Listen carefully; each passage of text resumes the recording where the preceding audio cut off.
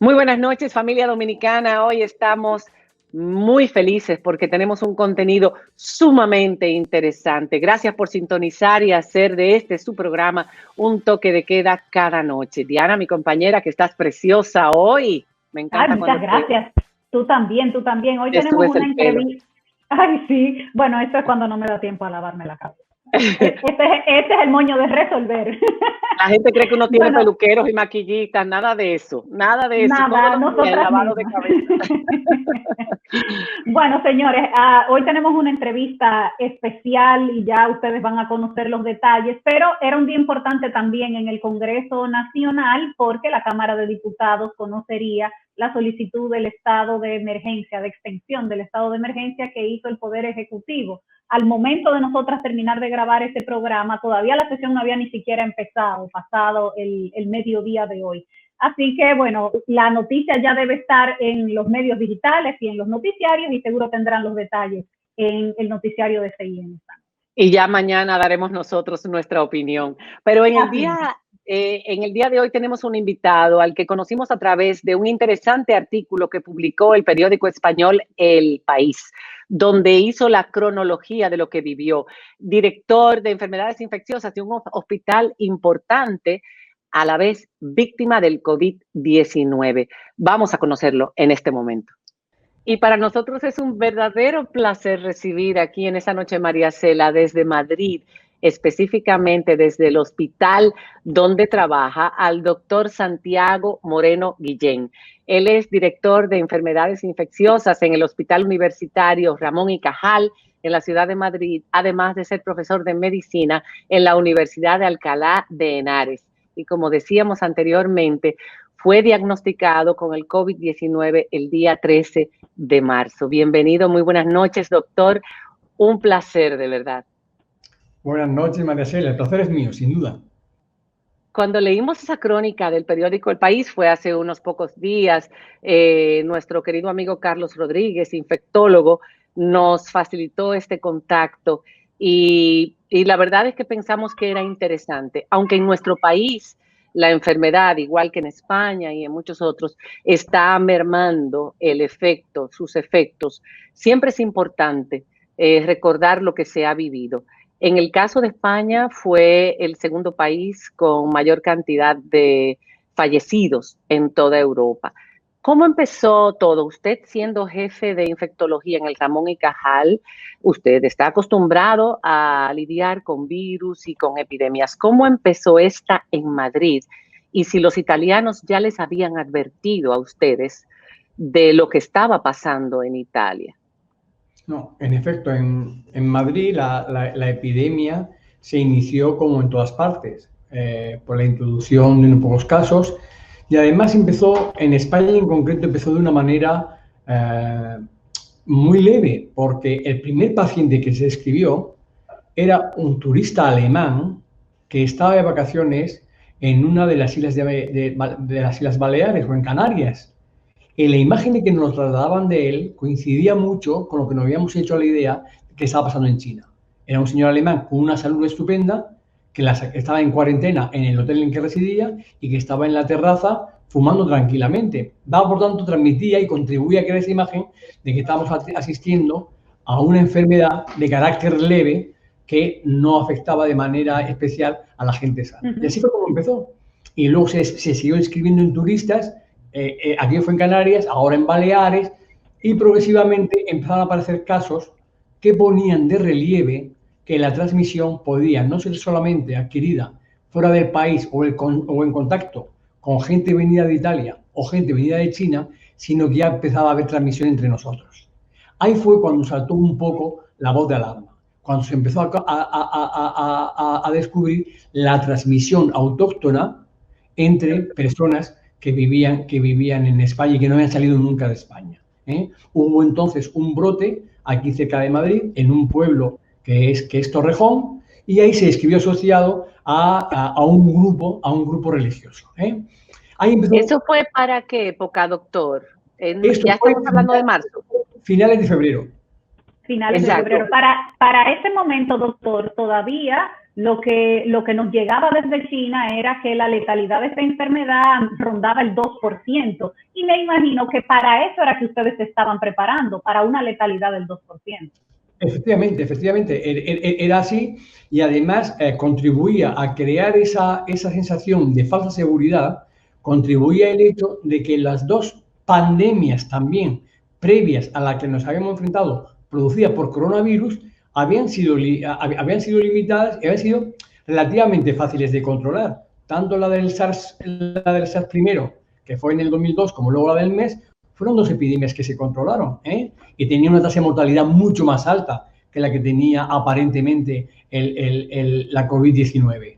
Y todo eso contribuyó a crear... Pero ustedes estaban ya recibiendo información de un vecino, Italia, un país muy próximo. Eso pasó ya en marzo.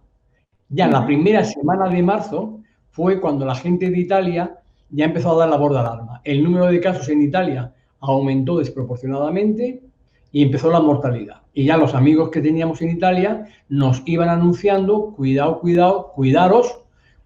porque nos estamos enfrentando a esto, una mortalidad elevadísima, y nos avisaban, por ejemplo, fue la primera vez que yo me hice consciente de que las UCIs, las unidades de cuidados intensivos, constituían un problema, porque ellos referían de qué manera, qué duro era que por no tener camas de UCI suficientes y no tener respiradores suficientes, tenían que decidir qué pacientes pasaban a la UCI a ser respirados artificialmente y qué pacientes no podían ser ventilados. Y tenían que decirlo en pacientes que aparentemente se podía haber beneficiado de la misma estrategia. Y ahí un poco sí que se encendieron las alarmas, todavía pensando que podríamos reaccionar, pero no. Pero la cuestión fue que vino encima y el crecimiento del número de casos fue tremendo. Nosotros... ¿De un día para otro, doctor? ¿De un día para otro?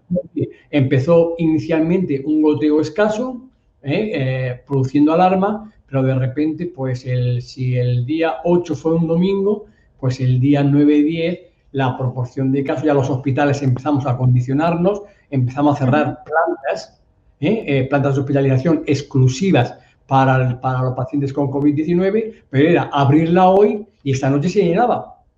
Había días que ingresábamos en el hospital 200 pacientes con COVID-19.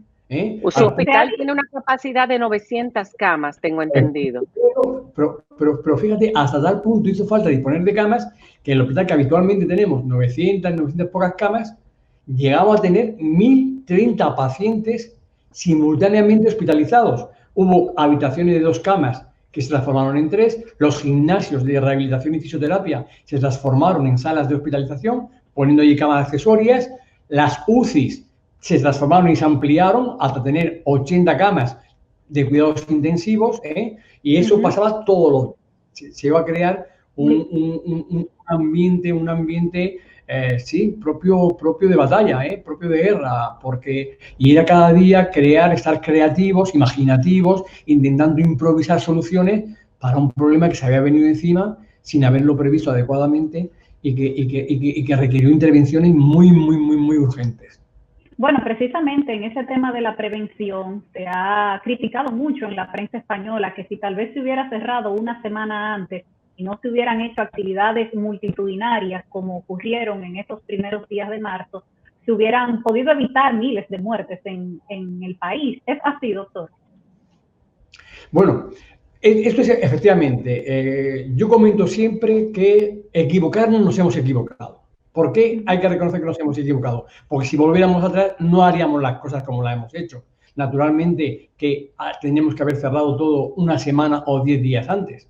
Sin duda ninguna, sin duda ninguna. Cuando se vinieron a cerrar las escuelas, y fue ya esa semana que empezaba el 9 de marzo, pues seguramente colegios y los no colegios se tienen que haber cerrado antes. Las actividades deportivas, las manifestaciones, los mítines políticos, todo eso se debería haber cerrado con mucha antelación. Y la medida de aislamiento social, haberles impuesto antes también, no ninguna. Claro, la manifestación del 8 de marzo del Día Internacional de la Mujer coincide con lo que usted está diciendo. O sea, la explosión de casos al día siguiente, a los 2 días. Y los partidos de fútbol, etcétera. Y convenciones de partidos políticos. Digo que volvíamos al argumento del principio. Estábamos todos tan ajenos a que algo como lo que ha ocurrido podía ocurrir, que a nadie se le ocurría que medidas tan drásticas como esa hubiera que imponerlas.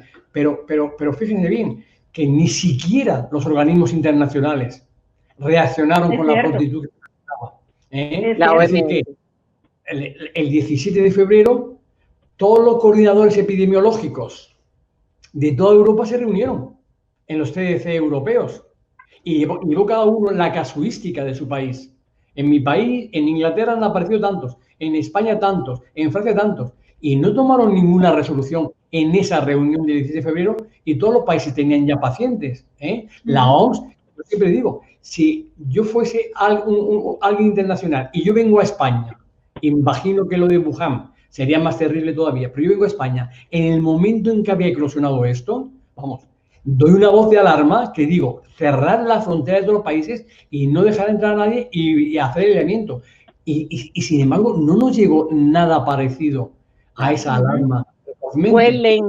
Fue lento el reaccionar o la proactividad de la Organización Mundial de la Salud. Pero voy a dejar esta pregunta planteada para irnos a una pausa. Un doctor especialista en enfermedades infecciosas dedicado a esta nueva pandemia que creaba incertidumbre e intrigaba a la comunidad científica. Empezó a dar charlas, a preparar el hospital para recibir los pacientes y de repente empezó a sentirse mal. Vamos a conocer la historia de cómo afectó el SARS-CoV-2 al doctor Santiago Moreno Guillén y cómo lo llevó a unidad de cuidados intensivos en su propio hospital. Cuando regresemos después de la pausa. Ya volvemos.